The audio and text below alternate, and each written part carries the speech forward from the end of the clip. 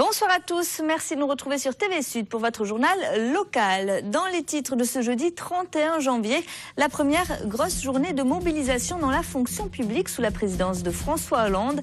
À Nîmes et Montpellier, ils étaient près de 1500 à défiler. L'inquiétude des parents d'élèves de l'école Jean Moulin, chemin bas d'Avignon à Nîmes. Ils réclament l'ouverture d'une classe supplémentaire à la rentrée 2013. Et puis, en fin de journal, je vous emmène au lycée Duoda à Nîmes où une exposition retrace la vie des Juifs en France durant la Shoah. Et ça y est, c'est officiel, Nikola Karabatic quitte le MAHB. L'international de handball a confirmé aujourd'hui à la direction du club sa volonté de rompre le contrat qui le liait à Montpellier jusqu'en juin 2016. Une demande acceptée à titre exceptionnel et, selon la direction du club, pour apaiser les tensions nées de la procédure judiciaire autour de l'affaire des paris présumés truqués. Un accord financier est intervenu entre les deux parties. Nikola Karabatic est donc libre de rejoindre son frère à Aix-en-Provence. La première grosse journée de mobilisation des fonctionnaires aujourd'hui depuis l'élection de François Hollande à la présidence. À Montpellier, ils étaient près d'1 millier à défiler cet après-midi, environ 500 à Nîmes. En première ligne, les enseignants du premier et du second degré, les fonctionnaires qui refusent notamment le gel de leur salaire. Mouad El Diakabi et Alain Belon. Ils étaient 1 millier à battre le pavé aujourd'hui, fonctionnaires de tous secteurs confondus. Ils sont descendus comme leurs collègues partout en France pour ce qui a été la première grande mobilisation depuis le début du quinquennat de François Hollande. Dans le chantier des réformes entamées par le gouvernement, ils comptent bien se faire entendre. Pour cette catégorie sociale qui, historiquement, vote à gauche, le but est évidemment de rappeler le président à ses promesses. Nous avons majoritairement voté pour M. Hollande et nous nous félicitons du fait qu'il ait dit priorité à l'éducation. Maintenant, nous attendons des actes et ces actes se font attendre. Ça fait 9 mois que les élections sont passées.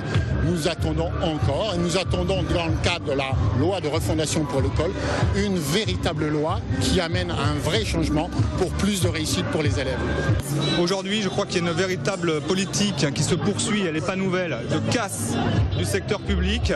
Aujourd'hui, l'hôpital public est exsangue, il n'y a plus de réserve de trésorerie, alors que dans le secteur privé, ils n'ont pas ces problèmes-là. La réalité aujourd'hui, c'est que les fonctionnaires sont loin d'être démentis. À Nîmes également, plus de 500 personnes ont répondu à l'appel des syndicats.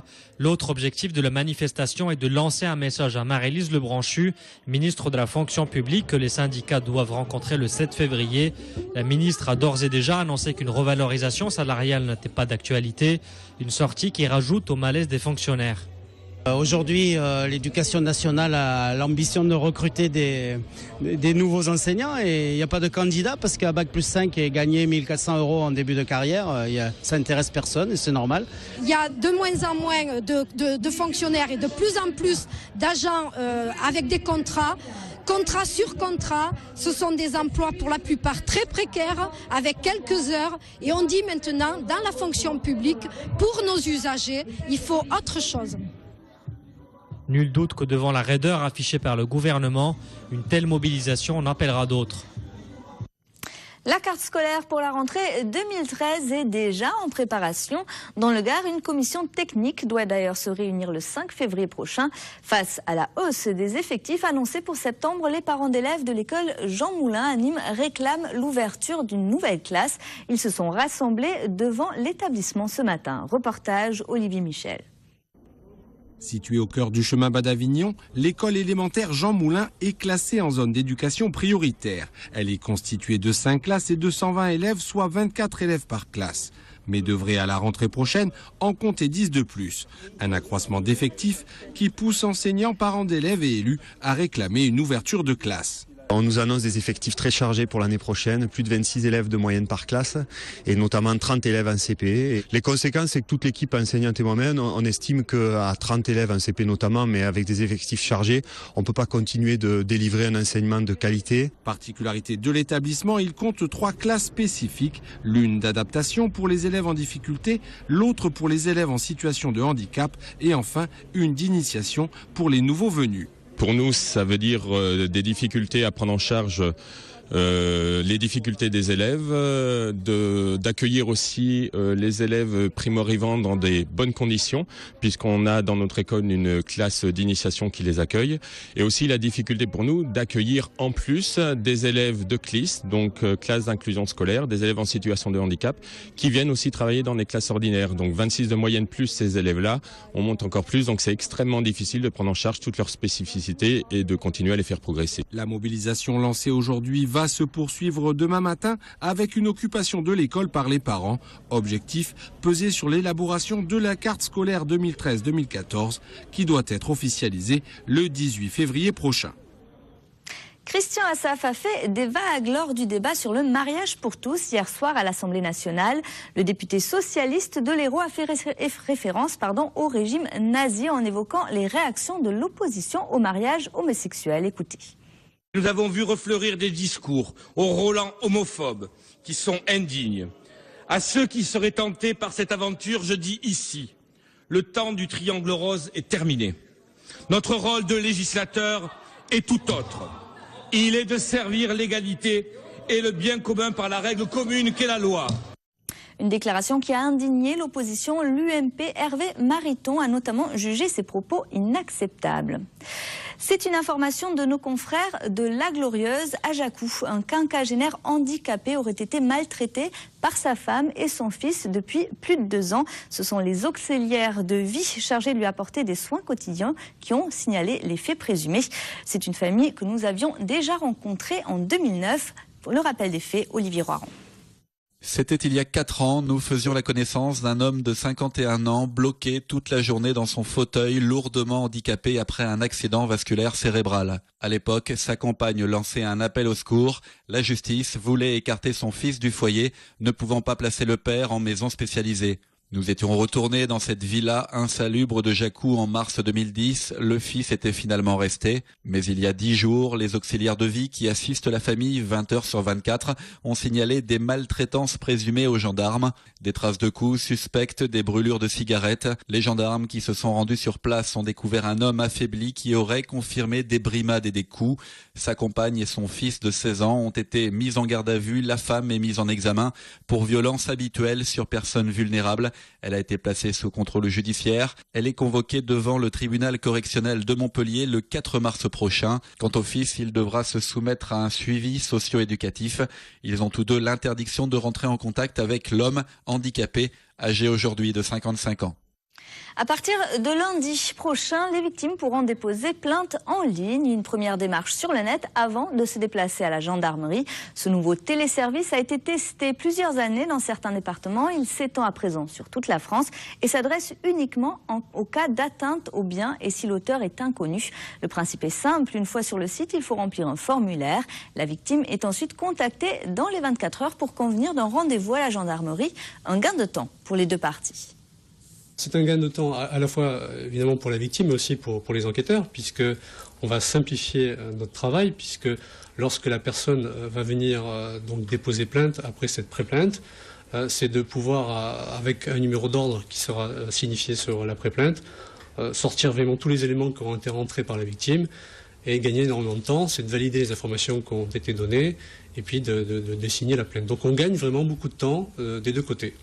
Et en Languedoc-Roussillon, le site www.préplaintenligne.gouv.fr sera donc accessible à partir du 4 février prochain. C'est le moment de revenir sur l'actualité internationale du jour. Un résumé en bref et en images, c'est Le Monde en 120 secondes, préparé par Rudy Dahan.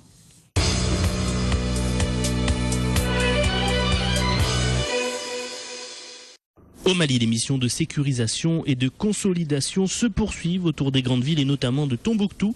L'heure est aussi aux constatations et aux abords de la ville on retrouve un amas de gravats. Il s'agit de l'ancienne demeure de l'ex-leader syrien Mouammar Kadhafi, reconverti en QG djihadiste pour l'occasion et bombardé par l'aviation française avant l'offensive terrestre. La Russie croit savoir qu'Israël serait sur le point de mener un raid vers la Syrie, une information qui préoccupe l'État russe et qui, si elle s'avérait, serait fortement condamnée par ces derniers. En Égypte, après une recrudescence des violences aux abords de la place Tahrir, l'heure est au bilan. En une semaine, au moins 56 personnes ont perdu la vie dans des manifestations. Ce sont là les événements les plus meurtriers depuis l'élection de Mohamed Morsi en juin dernier, révélant une sévère crise économique sur fond de mauvaise gestion du pays. Un accident de train fait plus de 200 blessés en Afrique du Sud après un déraillement près de Pretoria. Un vol de câble électrique sur les rails serait à l'origine de l'accident.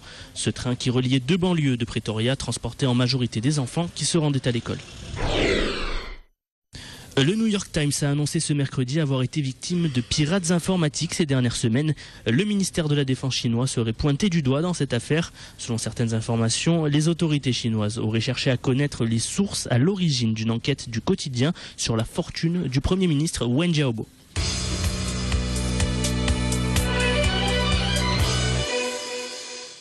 On passe au sport avec la deuxième étape de l'étoile de Bessèges, aujourd'hui remportée par le Français Brian Coquard. C'est la première victoire professionnelle pour ce coureur du team Europcar.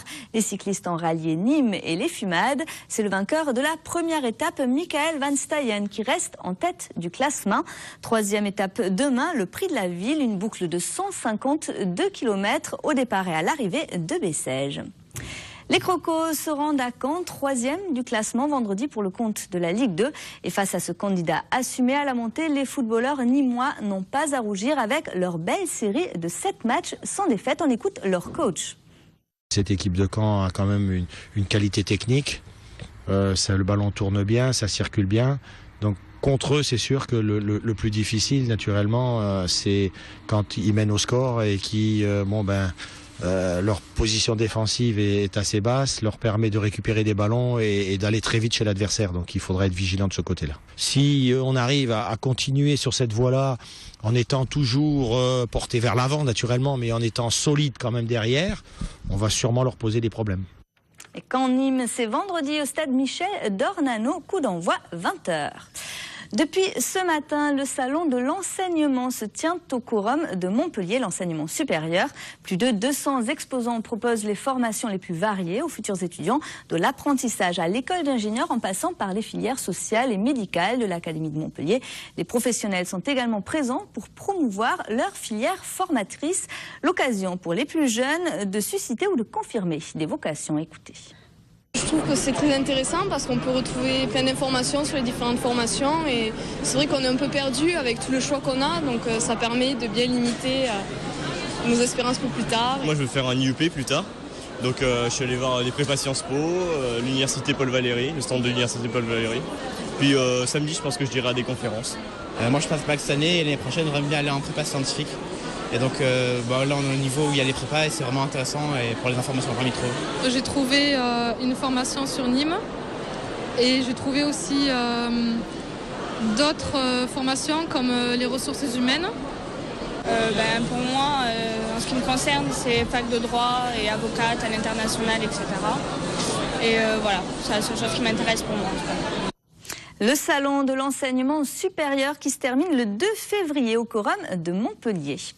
Le lycée du Haut-d'Anne organise actuellement une exposition sur les Juifs de France durant la Shoah. Panneaux documentaires et témoignages sont proposés aux visiteurs jusqu'au 8 février. Et à l'occasion du vernissage de l'expo, un rescapé qui vit à Nîmes est venu témoigner auprès des élèves. Guillaume Navarro et Charles Arrigoni l'ont rencontré. Regardez.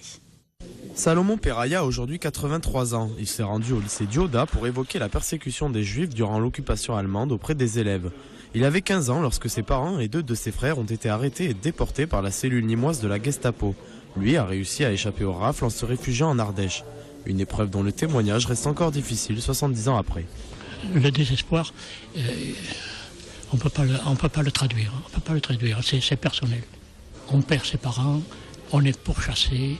On souffre de la faim, de l'insécurité. Alors je crois que maintenant c'est plus le cas. Ce témoignage prend place dans une exposition consacrée à la Shoah, organisée par l'établissement nîmois. Les visiteurs pourront profiter de panneaux explicatifs et de documentaires pour appréhender l'une des périodes les plus sombres de l'histoire de France. On est au-delà du programme d'histoire, mais un établissement scolaire se doit de travailler sur cette éducation au sens large du futur citoyen. Une initiative soutenue par la LICRA, la Ligue internationale contre le racisme et l'antisémitisme, qui appelle à combattre la montée des discriminations en réfléchissant au contexte de crise qui a entraîné la Shoah. Le travail de mémoire est indispensable aujourd'hui. L'intérêt de ce type d'exposition, c'est justement de permettre d'éclairer les conditions, les circonstances dans lesquelles l'intolérance, le rejet de l'autre est favorisé. Cette exposition destinée à perpétuer le souvenir est visible jusqu'au 8 février prochain dans les locaux du lycée Dioda. Une expo à voir jusqu'au 8 février. Donc c'est tout pour aujourd'hui. Passez une excellente soirée sur TV Sud.